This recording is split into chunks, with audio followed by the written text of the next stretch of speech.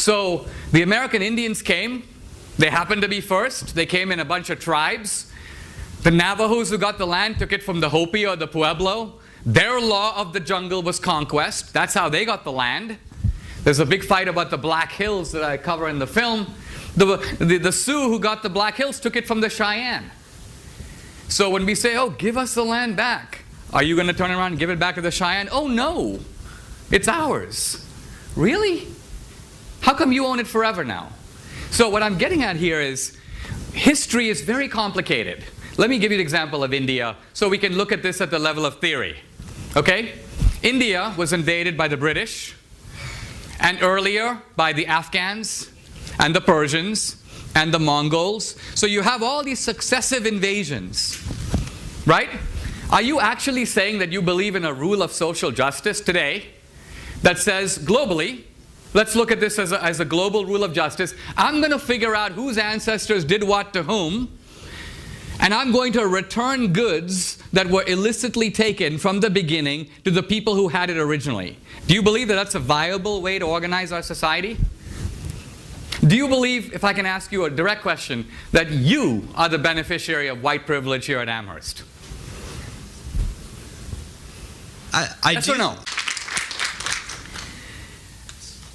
The core of the American system, this will actually answers your question directly, is that what do we do about the conquest ethic of the past?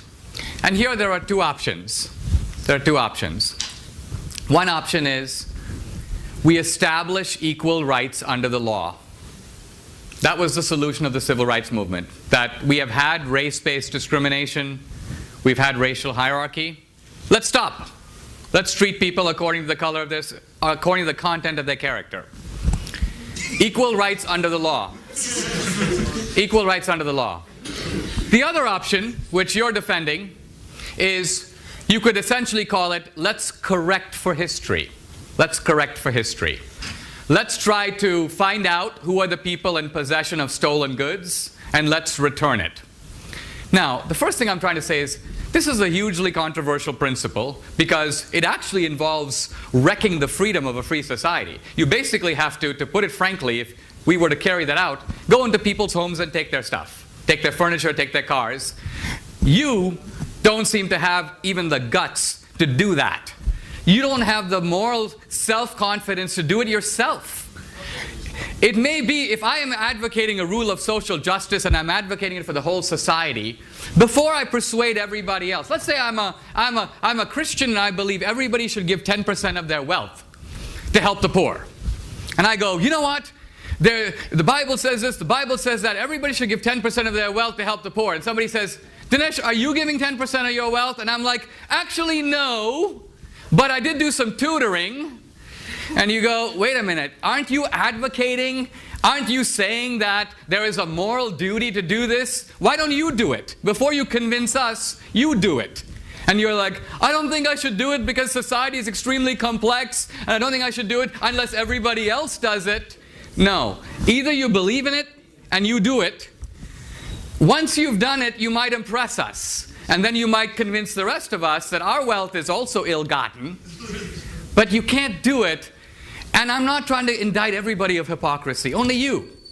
Because you're the one who said, I'm the beneficiary of illicit privilege. So you're a really good starting point, because I'm asking, if you're in possession of stolen goods, why aren't you willing to return them?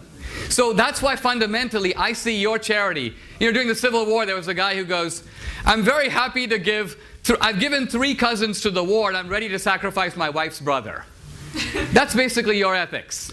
You're willing to have social justice if other people pay, but you're not willing to pay. So that's the problem. And that's the problem with the progressivism that marches behind social justice while protecting its own privileges. You know how you said, we all have to survive. Really? You have to be at Amherst to survive? You don't have to be at Amherst to survive. You have to be at Amherst to benefit. You have to be at Amherst because you're getting opportunities at this college that many other people are not getting. So if you say you believe in equal opportunity, you're a hypocrite, because you are taking advantage of opportunities unavailable to others. But For you, this hypocrisy is fully justified because you are militating on behalf of the poor. But if you are against privilege, this college is privilege. So there's a glaring hypocrisy, and you will never turn your moral mirror on yourself to say, what am I doing about it? That's my point. For you, society should act before you do, to enforce your moral code. Let's take a couple more questions.